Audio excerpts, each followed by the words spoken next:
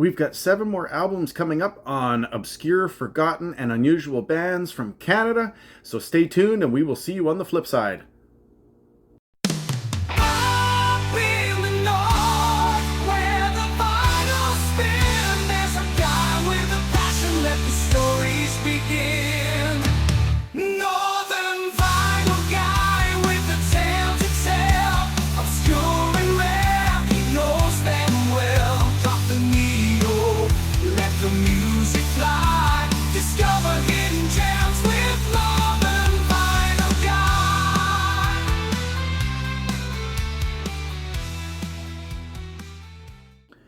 Hello everyone, Daryl the Northern Vinyl Guy back at you with another video, and this is part 2 of my forgotten, obscure, and unusual Canadian musicians and bands.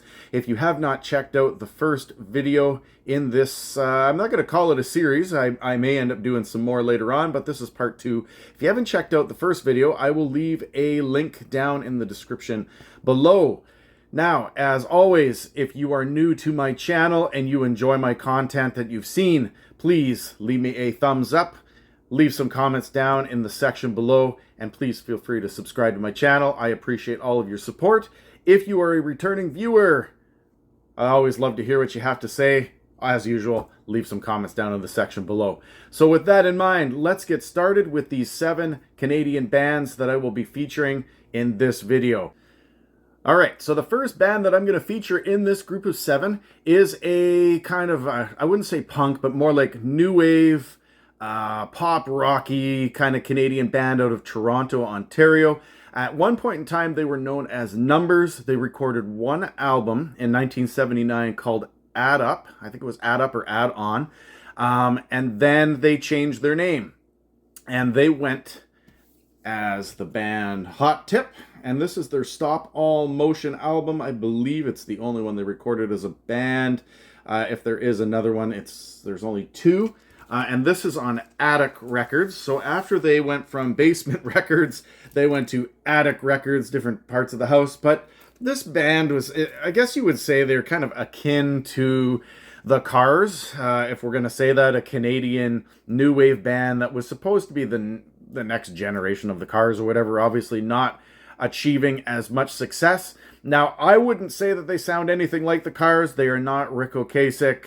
They are not the band the Cars. However, this album here, I mean, it's pretty cool. For a new wave album, I mean, it's not your, Gary Newman or, different bands like Simple Minds or anything like that. We're not talking that kind of new wave, but we are definitely talking some pop rock, new wave-ish type music. Now, I don't know what's exactly going on with the back cover of this album, but you can see, I don't know, they're all dressed up in almost like post-high school, pre-college look with the yellow tie and that whole new wavy thing. But then, there's like this waitressy looking girl in a skimpy-ish kind of outfit with a handgun in her hand and the high-heeled type boots there. It's got that, I don't know, it's just that look from the 1980s that a lot of new wave bands did. Here I am comparing them to the Cars. I mean, the Cars did very similar stuff to this, dressing up in these different types of early 80s style outfits that you would see in all those things. And of course, the blue and the yellow, making it all nice and shiny. So if you haven't checked these guys out, see if you can find them on a stream. Very unique stuff. Very Canadian and very new wavy. All right, up next, we have the duo of Gary and Blair McLean, also known as McLean and McLean. Now, I remember these guys when I was a kid, and they're more known as a musical comedic duo. By today's standards, a lot of the topics that are on their albums would probably not meet with much humor today just because of the political climate and stuff like that, and a lot of the content might be deemed as inappropriate or offensive.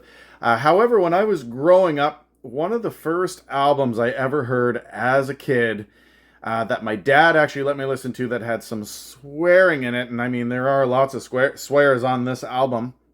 We're looking at, like I said, McLean and McLean. If you are from Canada, you would probably recognize these guys, especially if you're from Western Canada. They are from Winnipeg, Manitoba.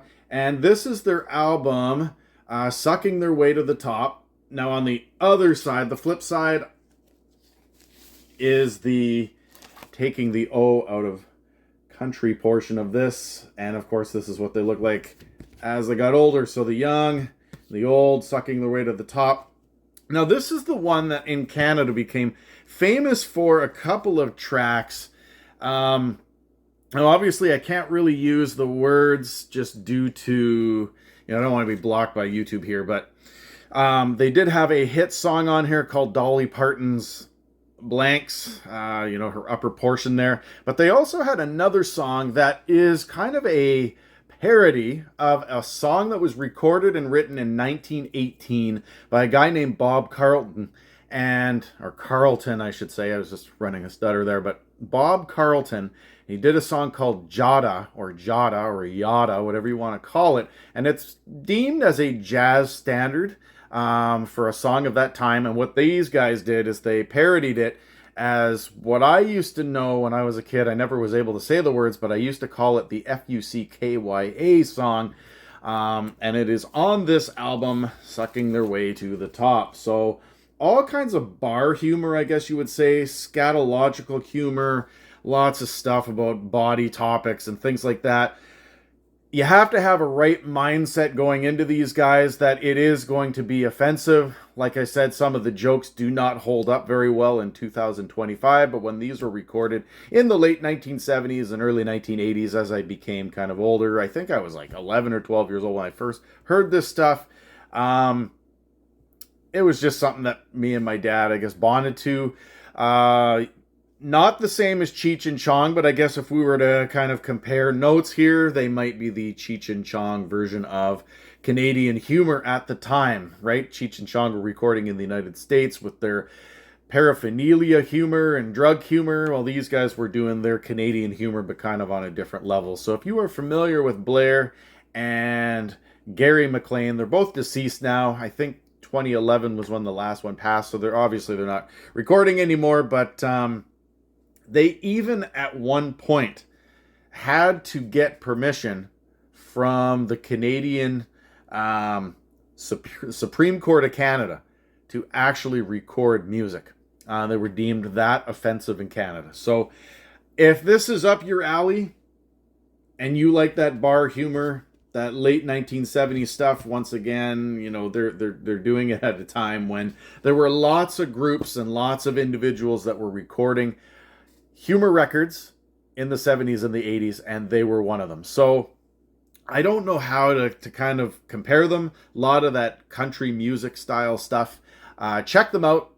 Lots of albums to check from. I've got 2 or 3 of them in my collection. I just think it's hilarious stuff.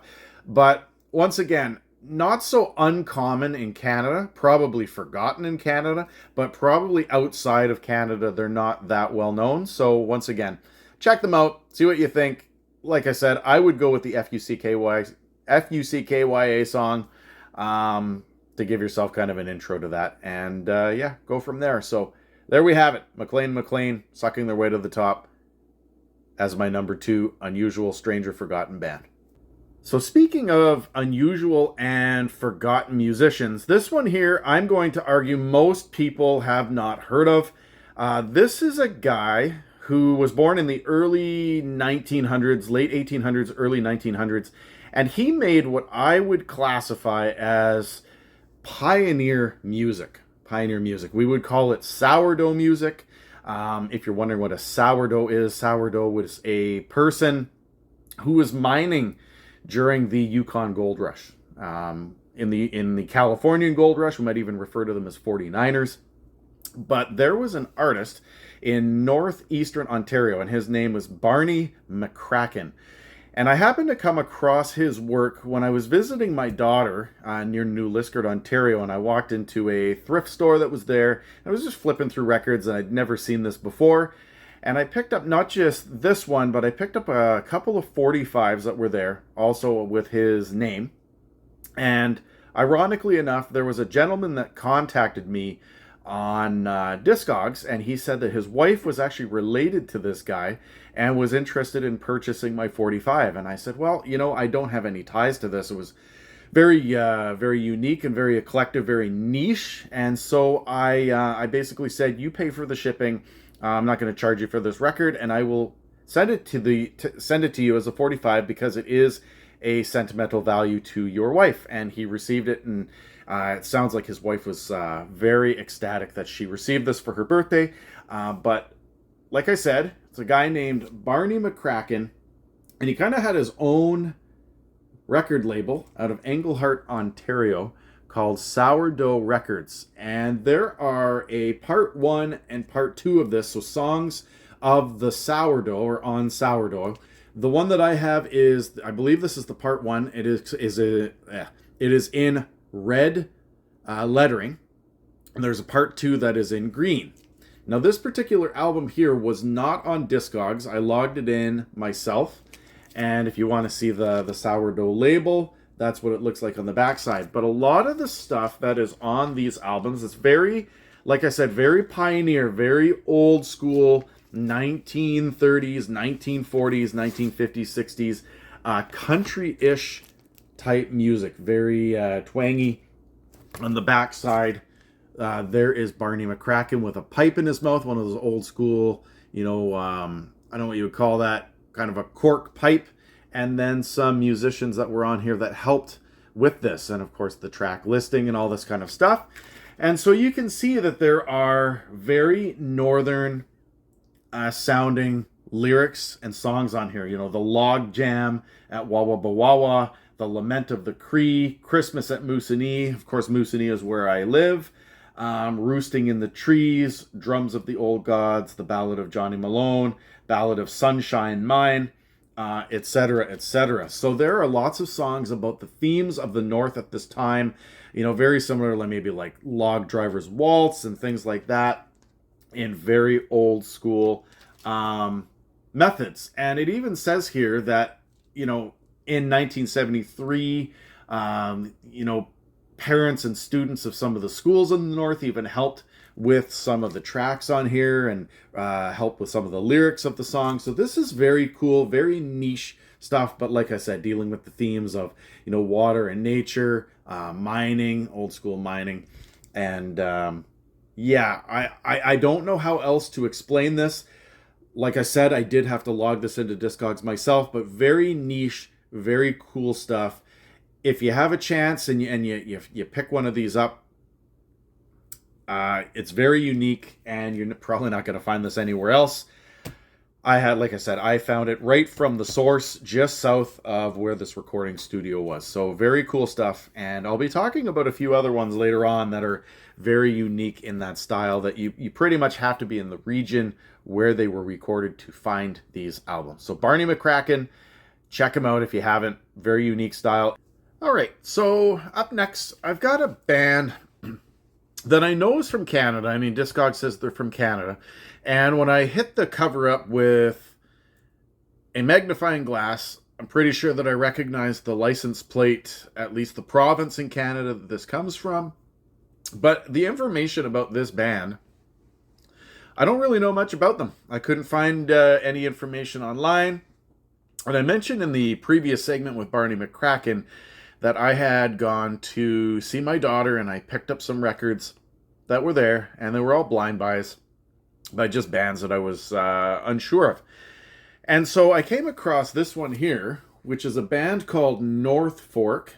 And I'm going to scroll in real close here, but if you look at the license plate, I don't know if it's going to show very well, but the license plate I do believe is from Ontario. It's an old school license plate, likely from the 50s or 60s, but on an old school 1920s and 30s vehicle there. But that is the band North Fork. And as you can tell, they're very eclectic. They got the shotguns in their hand, they got the guitar and the banjo kind of sitting there on the ground and all that kind of stuff. And that ultimately is exactly what this music is kind of a bluegrassy, country-ish, more like Americana Sam style music. We might call it Canadiana as a full there, but this is your true Canadian bluegrass type stuff. And it is recorded, I'm assuming independently on a North Fork type label there.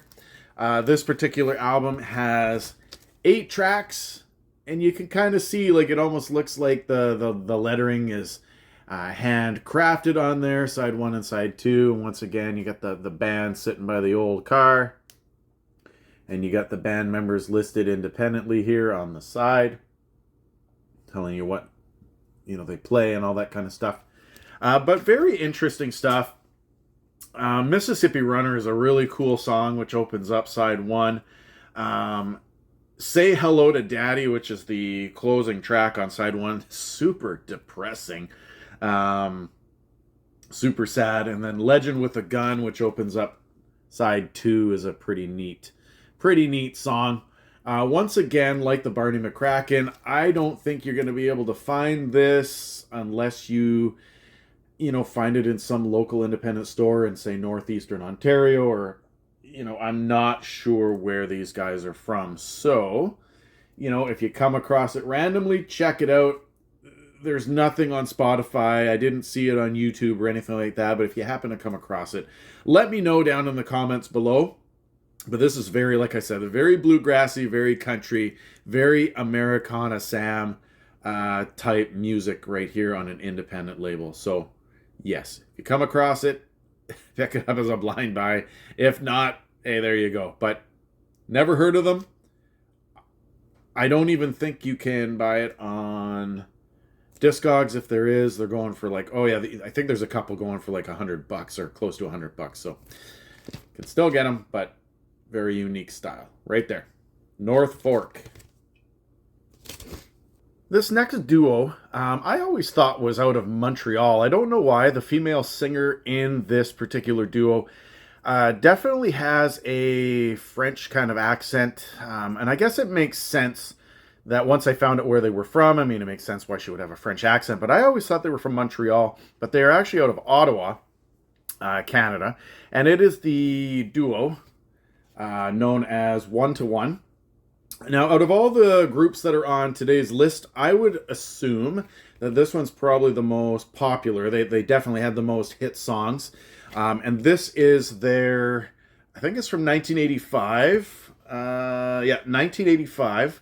And it is called Forward Your Emotions. Now, on this album, there were a couple of major hits that they had here in Canada. One of them is called Angel in My Pocket. There was another one called There Was a Time. And I remember this on the radio when I was younger. And so I would say that they are kind of like a combination of, say, the Go-Go's and the Bangles. They're not the same, but I would say that kind of style of music.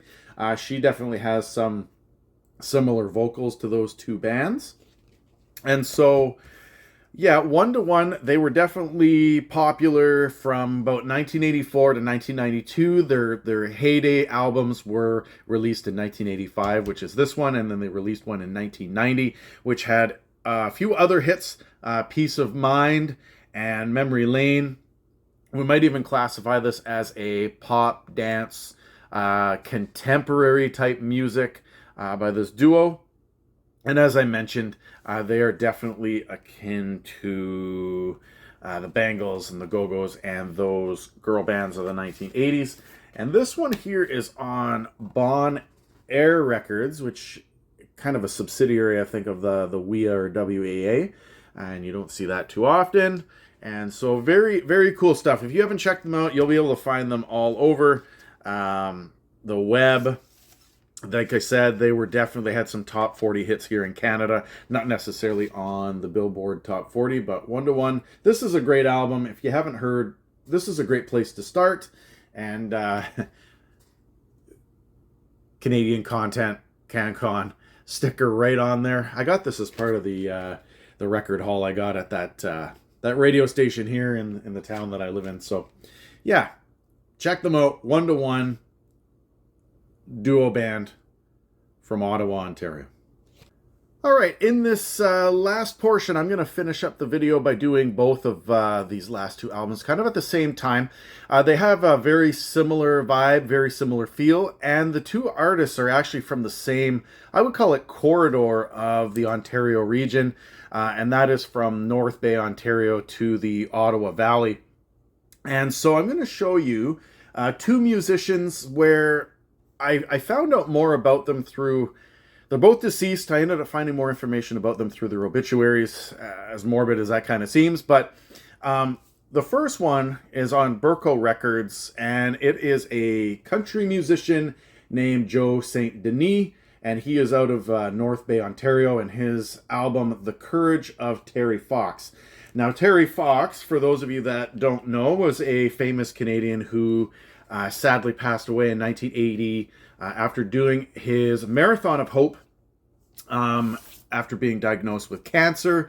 And he tried to, the goal was he wanted to start in Eastern Canada in St. John's, I think, in Newfoundland, and run across Canada trying to get to British Columbia. But unfortunately, he became too ill once he got around the Thunder Bay region of Ontario, and he called it quits. But you know, millions and millions of dollars in donations have gone to cancer research as a result of that.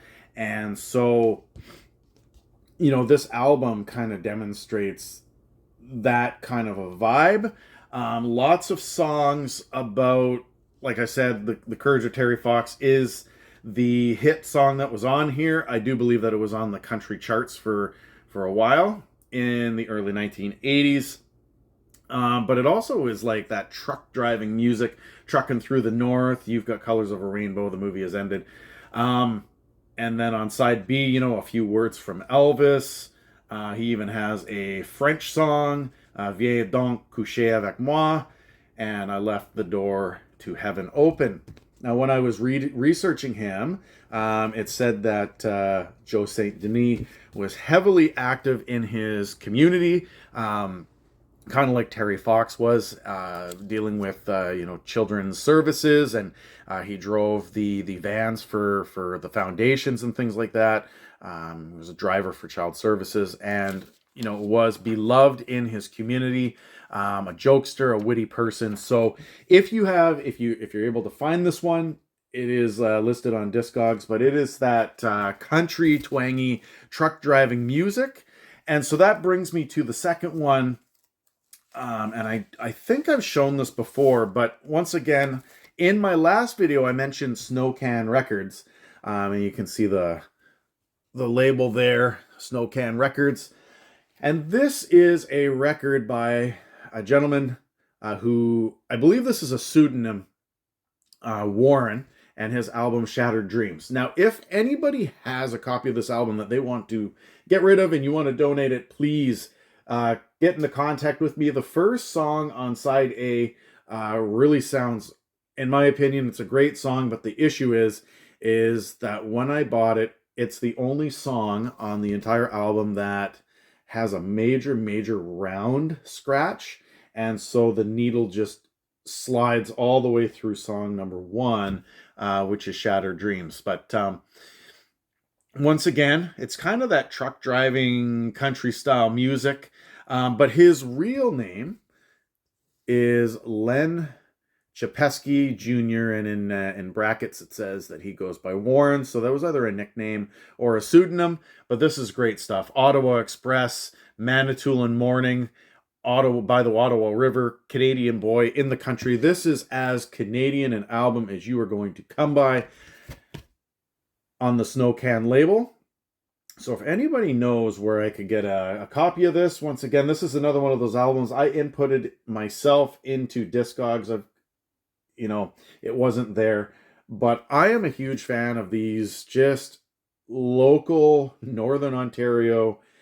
You know, I feel like I'm sitting in a musky bar in 1979, 1980, the year of my birth, and just listening to a live performance with this kind of stuff. And so, yeah, that's where I'm going to finish this off. Joe St. Denis, Len Chapesky Jr., like I said, I gathered some information based on obituaries of where they were from and maybe the kind of things they were doing. It says that Warren was, running his own business as a plow operator and died suddenly a few years back. So, yeah, those are my 7 albums that I wanted to show for this installment of either forgotten, unusual, or obscure Canadian musicians. Let me know if you have heard of any of these down in the comments below. As I mentioned early on in the episode, if you are new to my channel, please feel free to subscribe, leave me a thumbs up, leave some comments down below. And to those of you that are returning viewers, I hope that you learned something new, and that this was interesting. And if you want me to do a part 3 or part 4 in the future, just once again, let me know in the comment section below. If you know where I could get an additional copy of, say, this one here. Also, you can get a hold of me via my email, which is in the theme song, or leave me a note in the section below. So I hope that you enjoyed. Once again, Snow Can Records, always got to support those Canadian obscure companies. Doesn't exist anymore, but man, there's a ton of those on Discogs. Until next time, have a great day, and we will see you on the flip side.